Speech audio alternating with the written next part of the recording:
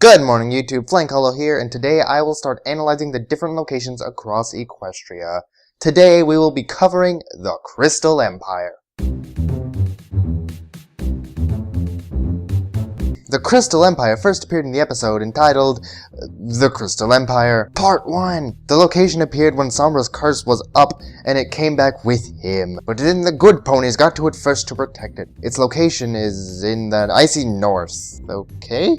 The Crystal Empire is named that, of course, because it is made of crystals, and it is not an empire, yeah. An empire is multiple individual states or cities, but this is just a single city. To make matters worse, not an emperor, and still not an emperor. Maybe way back the empire covered more area, but then the snow, destroyed it, and then, only the capital remained, which is what's left. And then when it was weakened, Sombra took over, and oh, that could work. That's my theory. I claimed it. Snap. The obvious main structural material that they use is, well, crystals. Because I guess that's all they could find, or just because shiny. The city itself is protected by the love of the citizens and is channeled through the crystal heart that keeps the big bads out. The crystal art also seems to have an effect on the citizens and anyone in the area, and it turns them to crystal, which would get old very quick for me, honestly. I guess if you are by blood a crystal pony, then anywhere you go you'll be crystal. Seriously, I hope there's an on-off switch. Either way, the Crystal Empire is a unique location with a lot of medieval and Renaissance themed activities. It is very symmetrical in layout, and most of the buildings seem to resemble each other, with a giant castle in the middle with stuff in it like portals to other dimensions. Yeah. That's basically the main stuff about the city in general.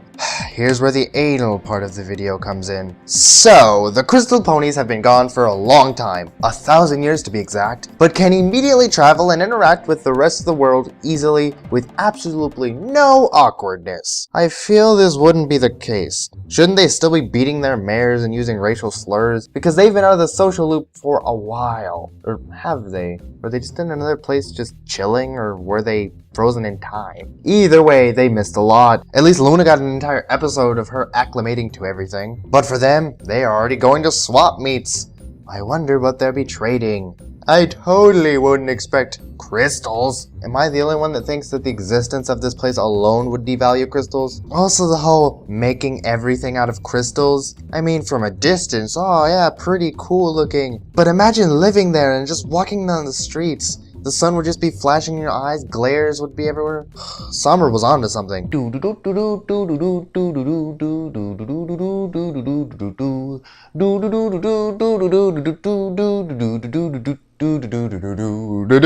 one with the shade. Yet every pony wants to get stuff done here. Princess summits, portal storage. Are there ponies from outside Equestria coming? Why didn't they go to Kennerlot? Whatever. And of course, Pony Olympics. Wait, what? How did they build a stadium that fast? Crap. How long did they have? How fast is pony construction, or did Twilight just poof one up? I'm gonna put that complaining aside for now. And I'm gonna go ahead and say the biggest problem I have with this place. During the Crystal Empire Part 1, Celestia told Twilight that the Crystal Empire decided how basically all of Equestria felt. That one city reflected the rest of Equestria. If they were loving, everyone would be loving, and if they were being ruled by an evil tyrant, then yeah. So somehow the Crystal Empire determines if the rest of the country feels pissy or not. That makes sense. Hear that, Cadence? Better not raise taxes or else all of Equestria will be filled with government hate. I'm assuming that's how it works. Is it just me, or is that a major design flaw? That seems like more of a liability than anything. Couldn't anyone just go in and try to take out that one big center and then manage to take out the rest of the country? And why was it that disappearing for 1,000 years that had no effect on Equestria? Freak, it would be less trouble if they just stayed not existing. This could be why Celestia put so much effort into defending it though. She sent the captain of the royal guard from his post, a princess, and the elements of freaking harmony to fix it. Look at Appaloosa. You think Celestia gave a crap about them and their buffalo problems? No, because it doesn't affect everyone like the Empire does. That may also be why stuff happens there all the time. Is it really a wonder they got picked for the Equestria Games? They're just trying to make them happy, aren't they? Also, I just find it strange that they never mention the heart effect ever again. It seems like it'd be a pretty big deal. Maybe the writers realized how much sense it didn't make and just scrapped it. But this wouldn't be pony analysis if I let that be the explanation. My little mini theory is that they just try not to think or talk about it too much, so the crystal ponies won't be obliged to be all loving. The Crystal Empire has proven to be a good thing to look at, while not really doing much for the story in itself. All in all, it was written in a not too crappily way, and it fits into Equestria for the most part. Also, shiny. And that's all I have to say about that. Also, I plan on doing all the locations in Equestria eventually. Tell me what you think in the comments below, like and subscribe if you want to see more. I do analysis on Tuesday and fanfiction Friday on the day after Thursday. I'm Flame Hollow, and remember, I put the anal into analysis.